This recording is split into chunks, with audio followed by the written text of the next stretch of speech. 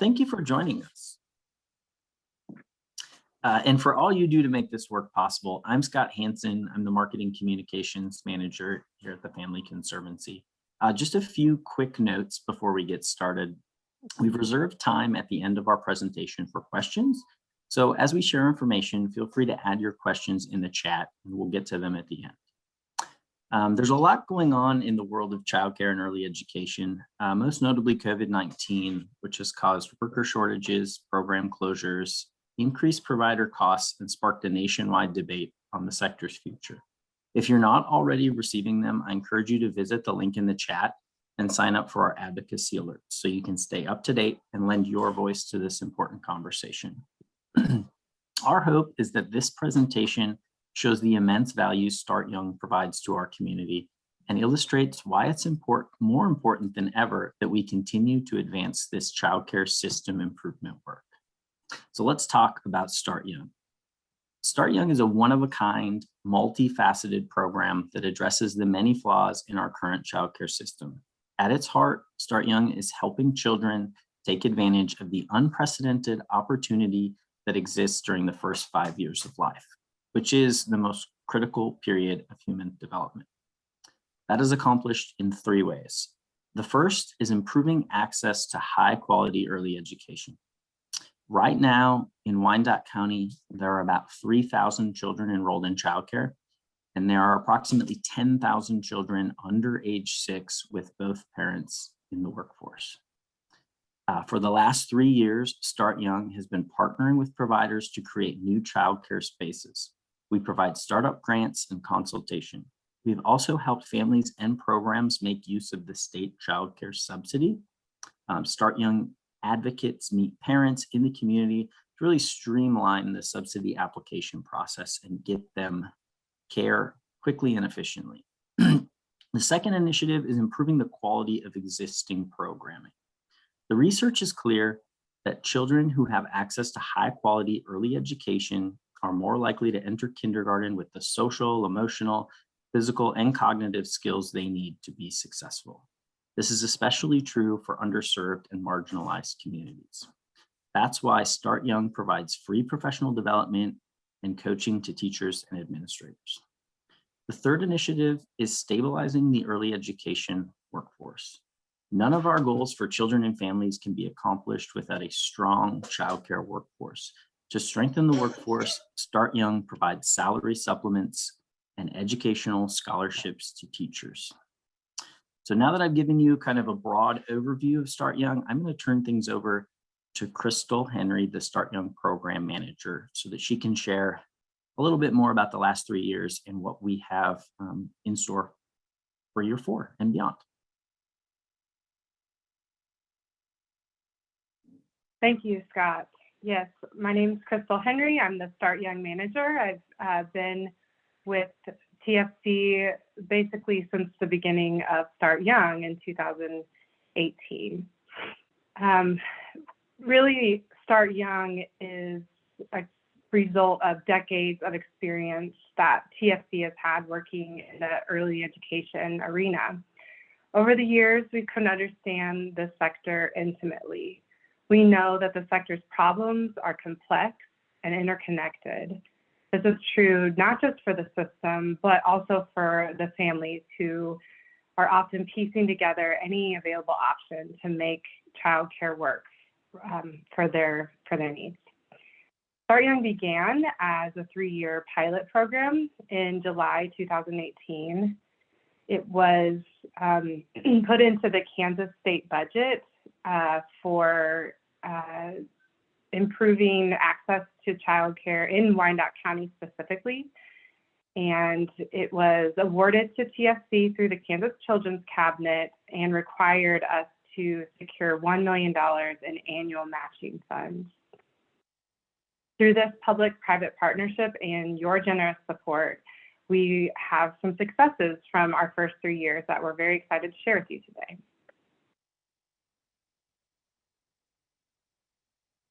In our first 3 years, one of our major goals was to increase the capacity of Wyandotte County by adding new quality spaces And our goal was 300, and we're happy to say that we exceeded that goal and provided new spaces for 308 children between the ages of birth to 5. We did this through our partnerships, primarily center-based partnerships.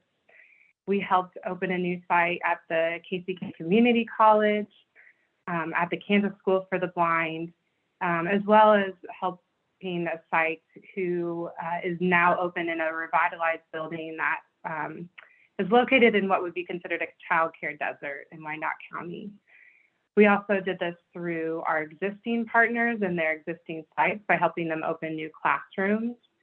And most recently, we've begun to partner with in-home providers and help them become licensed and provide quality care within their homes.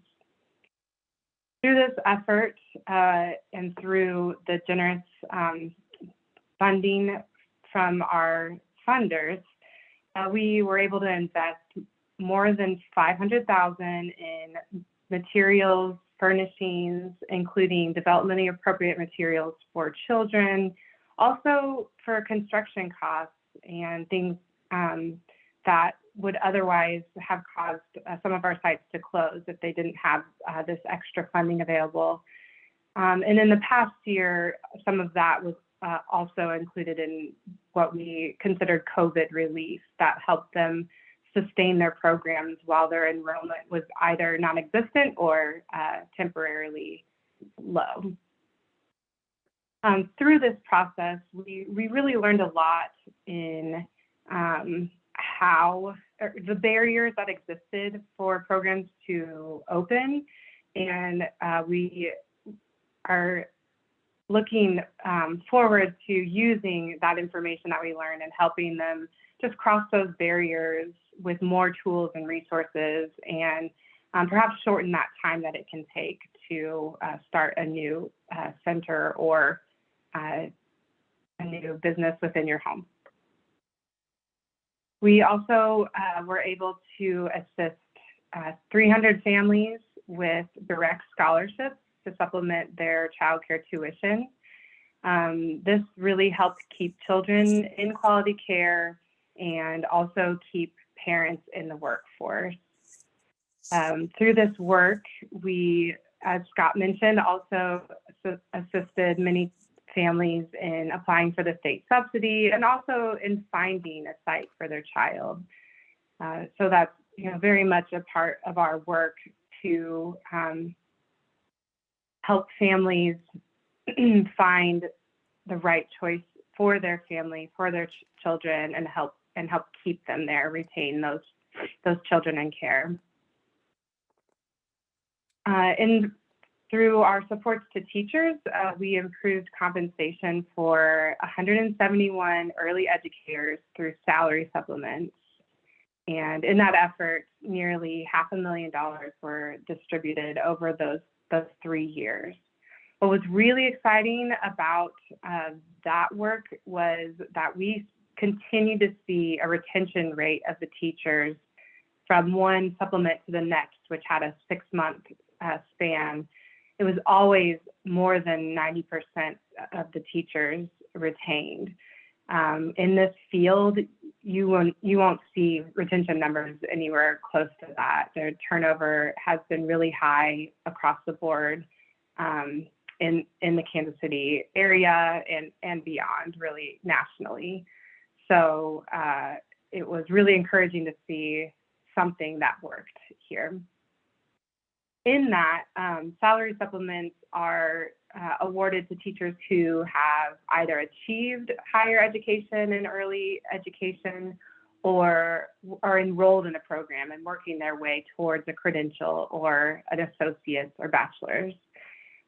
So we did see 9 teachers who either achieved that credential or associate's degree in early childhood education, and funded a total of 75 teachers to at least start their journey or continue to complete coursework towards a degree.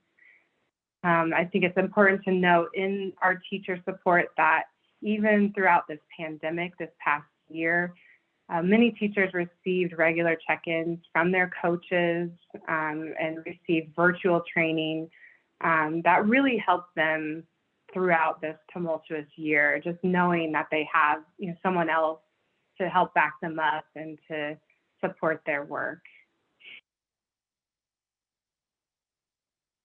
As we move into our next year, year 4 of Start Young, we will continue to address the accessibility and quality of childcare in Wyandotte County through the same initiatives: capacity building, system support, and professional development for teachers.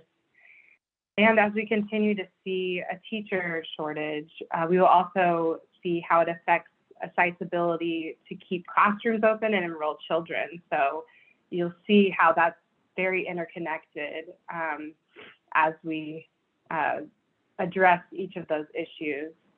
However, we also have some new initiatives that we're introducing this year.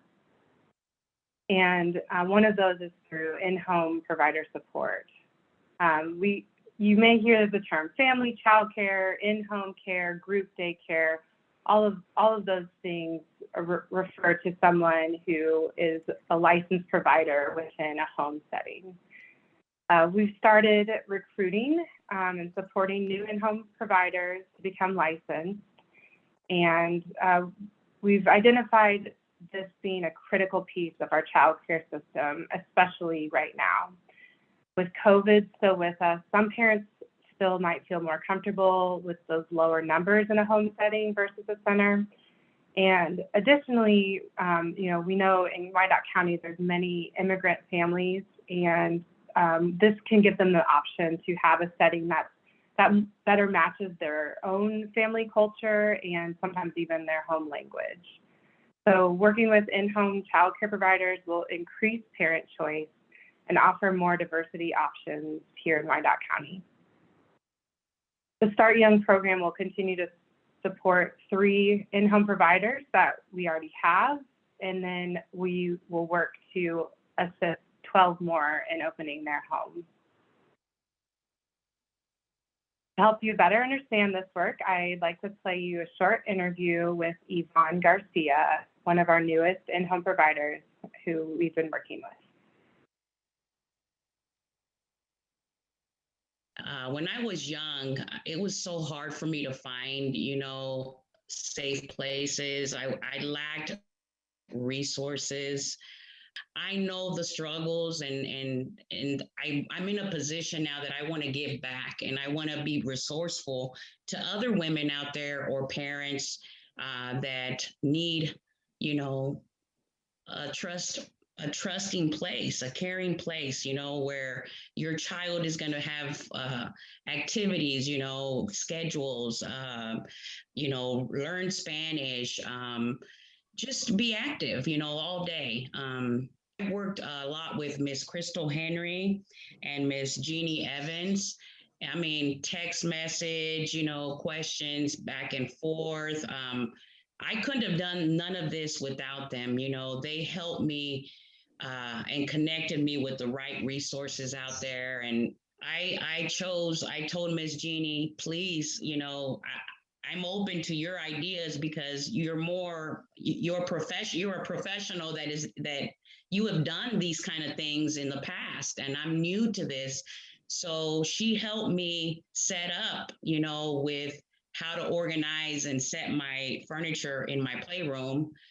She has given me ideas that are super fun, and it doesn't seem like it even costs money, just working with recycled materials, doing things, from painting rocks to painting cardboards, hanging up, art that the kids can do themselves instead of going out spending hundreds of dollars on, wall frames.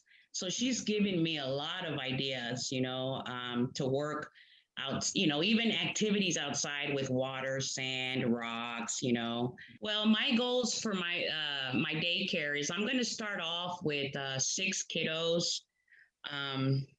And then my goal is within a year to expand to have more kiddos, but I also have to have help. So I do have a couple people in mind, and I'm just trying to get myself ready and prepare myself to be able to, contract help Mhm. to handle 12 kiddos.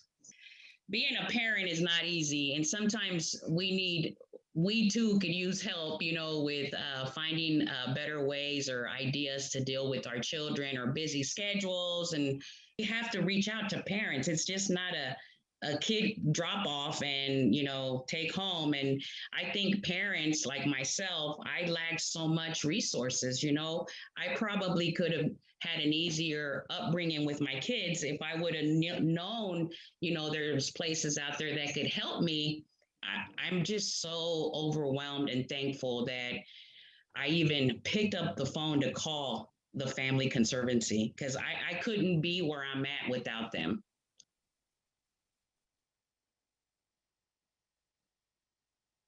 Okay, and I'm going to turn it back over to Scott.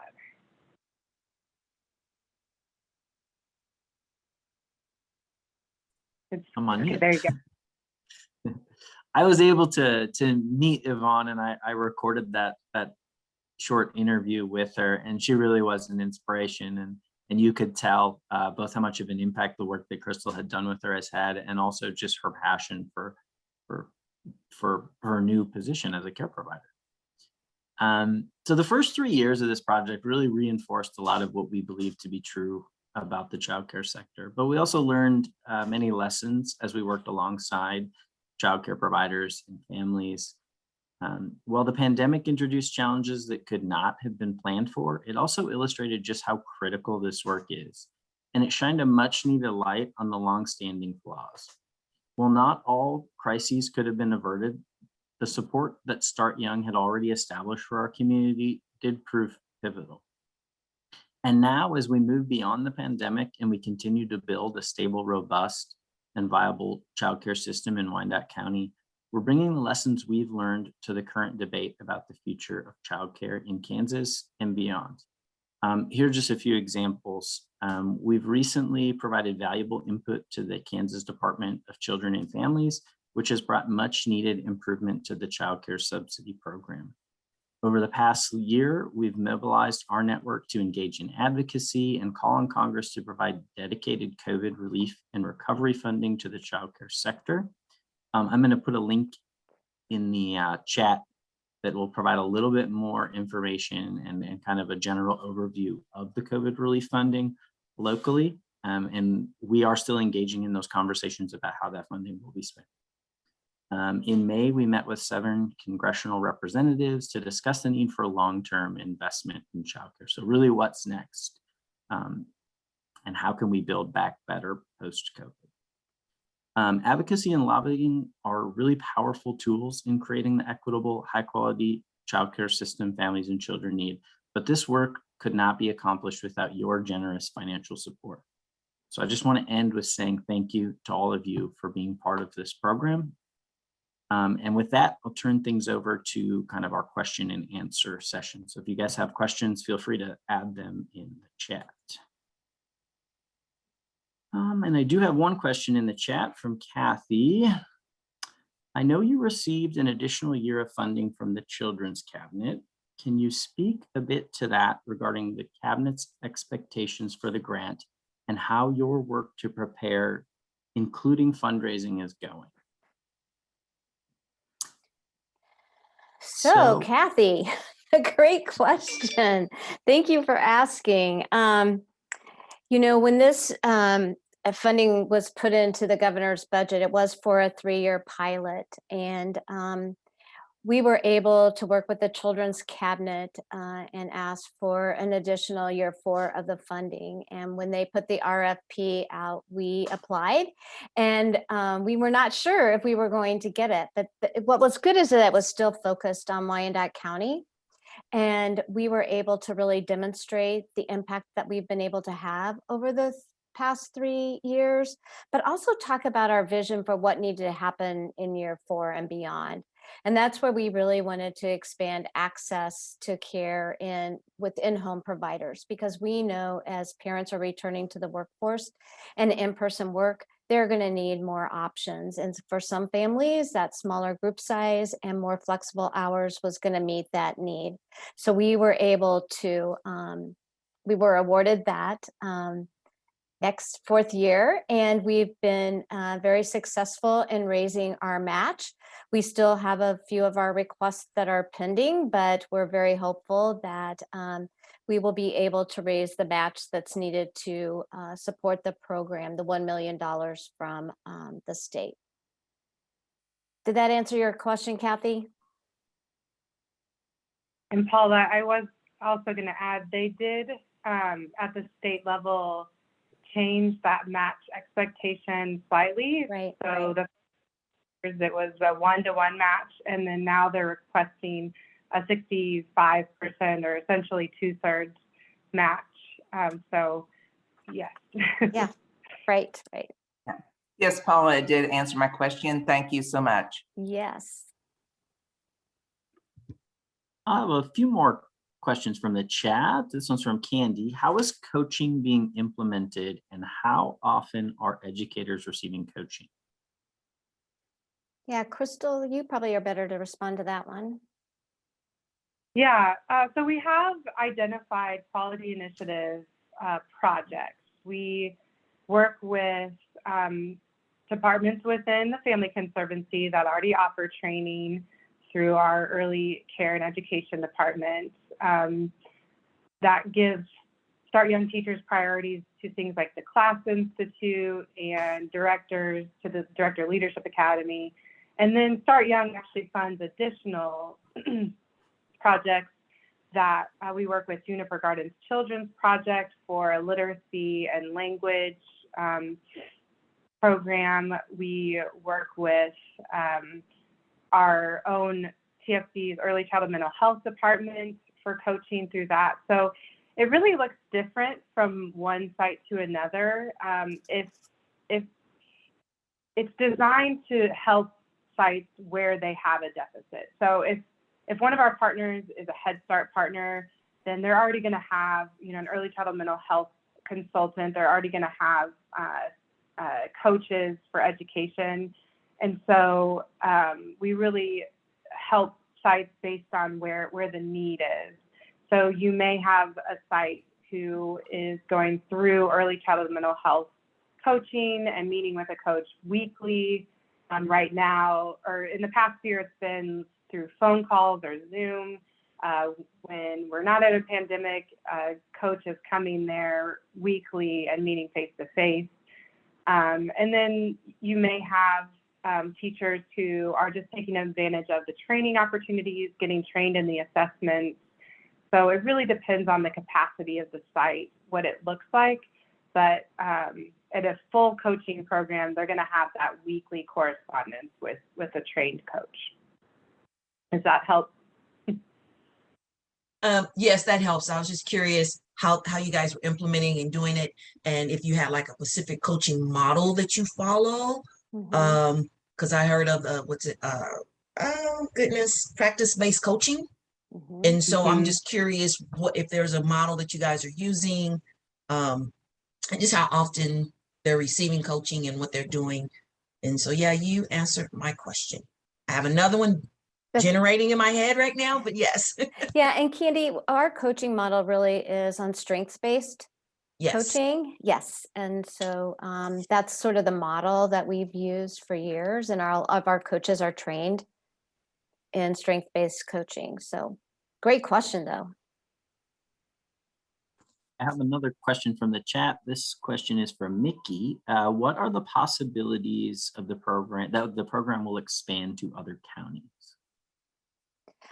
That's a great question, Mickey. And I would say we would love to expand to other communities. One of our hopes in this work is that as new resources are coming into the states, both Missouri and Kansas, because the Family Conservancy works on both sides of the state line and serves 9 counties across Missouri and Kansas in the metro area, is that some of the lessons that we've learned as we're sharing them with the state departments that are making plans for how to improve access, affordability, and quality, that some of our initiatives and strategies are implemented across at a state level.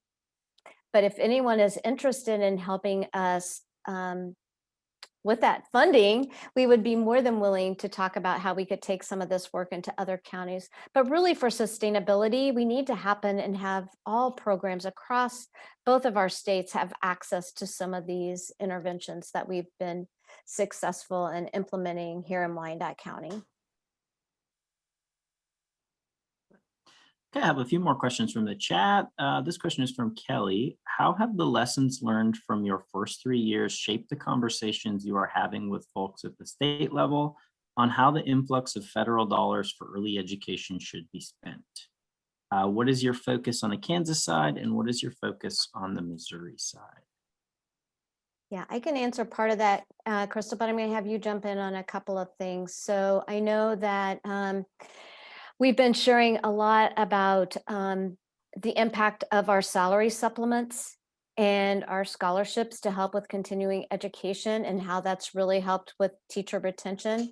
Our childcare field is really struggling right now with recruiting and retaining teachers.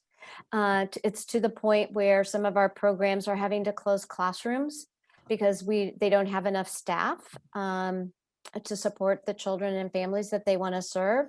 And so we've been talking to both states about how we can, this is a strategy that we have found to be successful, and that an investment in teacher wages could really help stabilize the field. And the way our program works is it's set up that you receive your salary supplement in 2 installments. You receive one in December, and if you're still with the program, then you would receive one in June.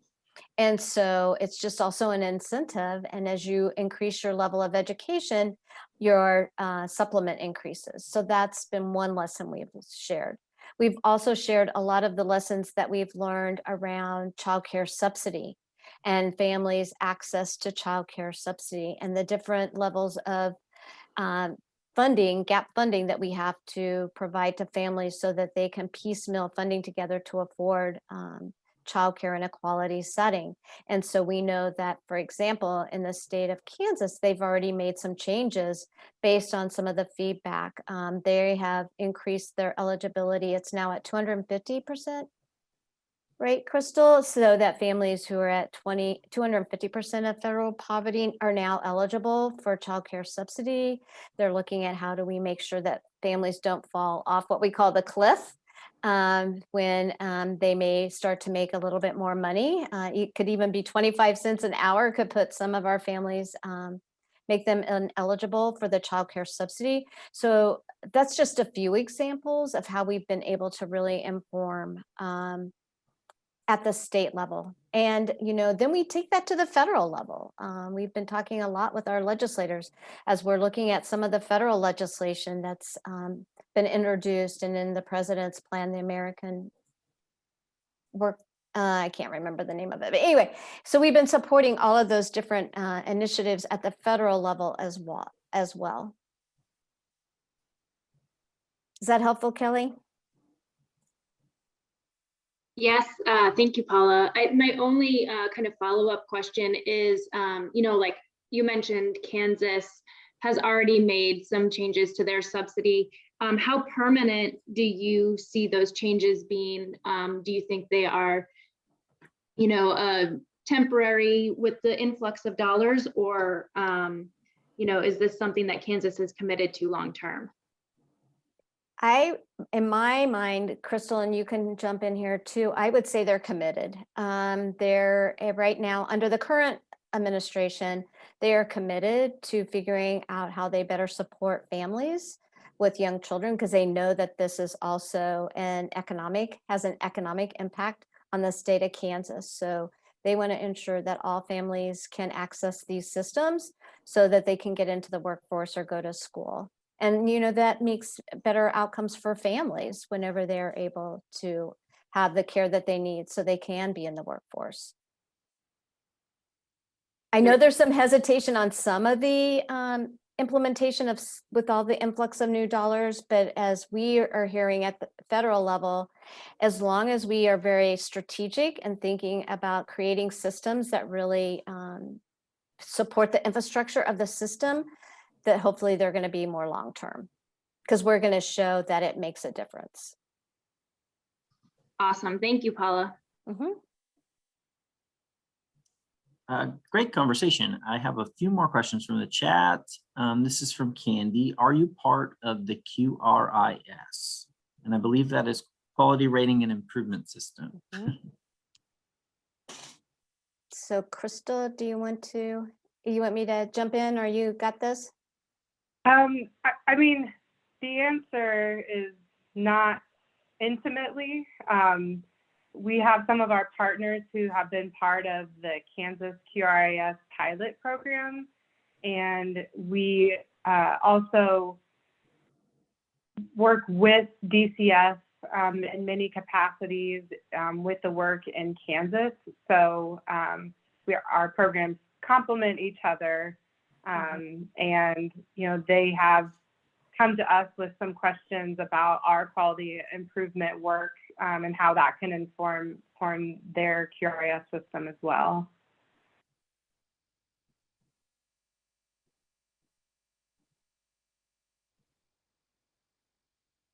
And then I do have 2 more questions.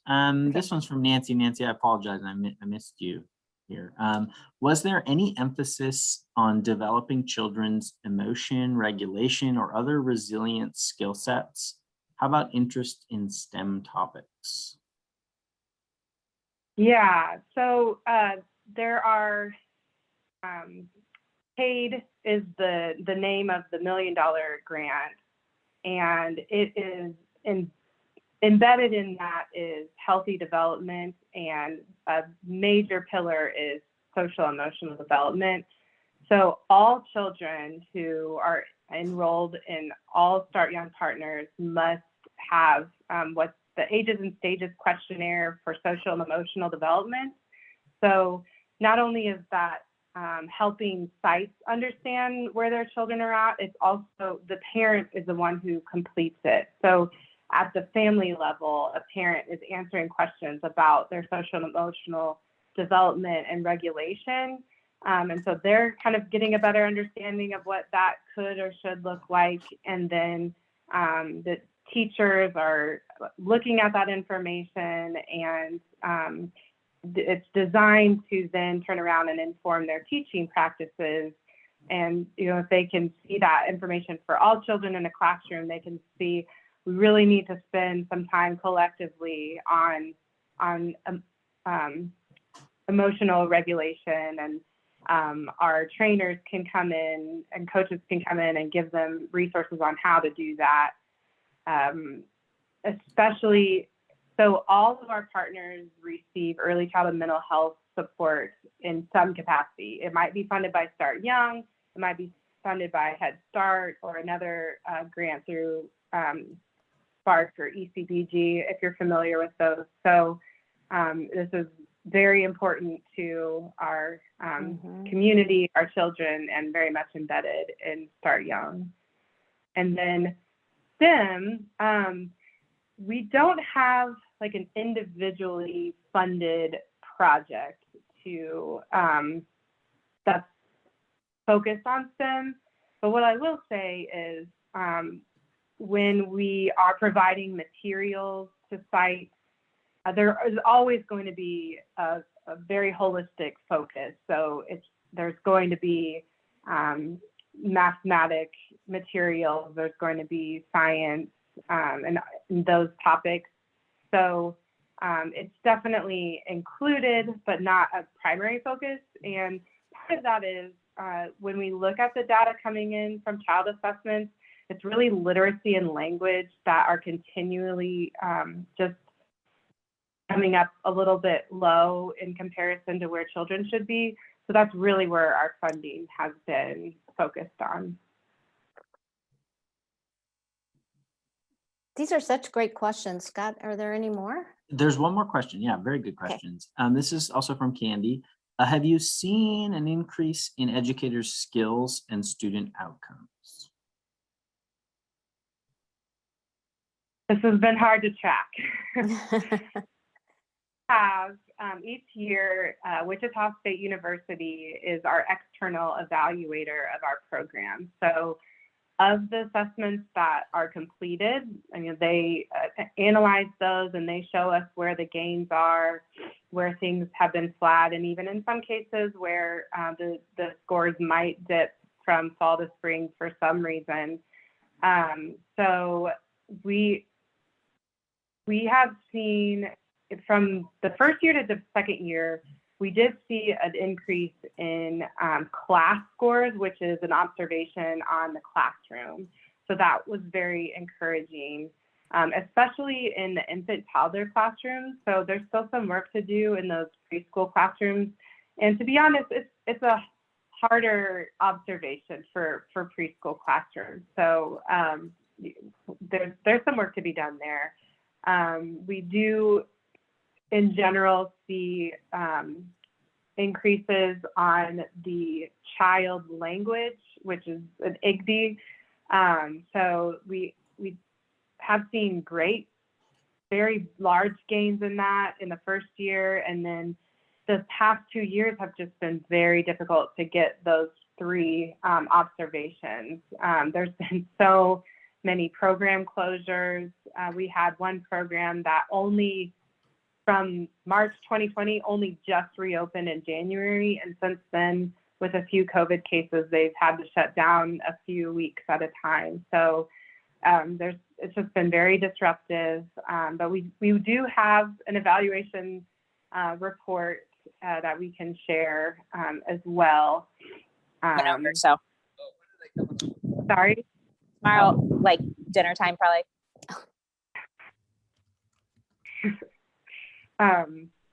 Yeah, so it's hard to share across the board, but I will say in language outcomes and class scores, we've seen increases. Okay, so can I ask another question? I'm sorry, I'm full of questions today. Thank you for No, putting thank up you, with Kenny. me.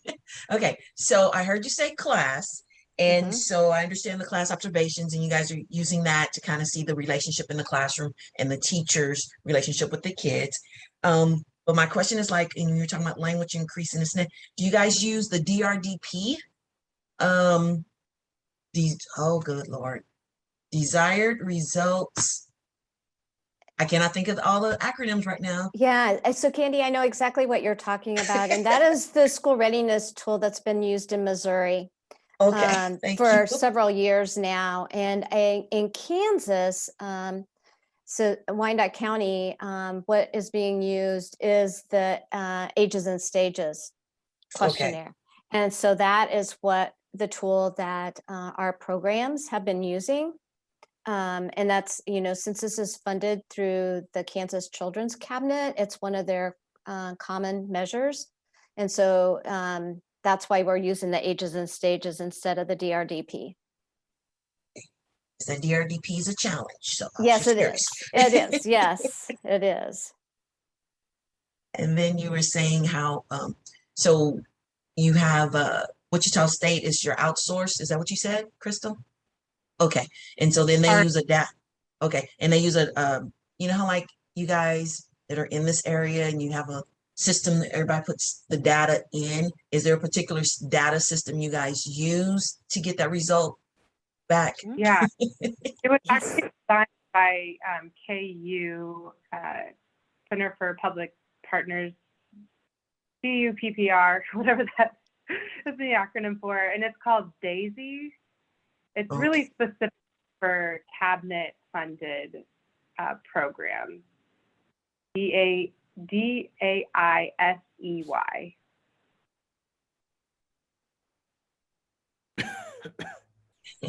Thank you. Well, thank you all for the very good questions. And if you have, as you're kind of processing some of this information, if you have follow-up questions, please do reach out. We'll follow up with an email with a recording, and also our direct contact information if you do have additional questions. With that, I will turn things over to Paula to kind of wrap us up. Yeah, and I would say that Morgan Butler, who is one of our Start Young family advocates, just put in what DRDP stands for in the chat. So thank you, Morgan, for looking that up for us. And I just want to say thank you. We are so grateful for each of you taking some time out of your afternoon to join us.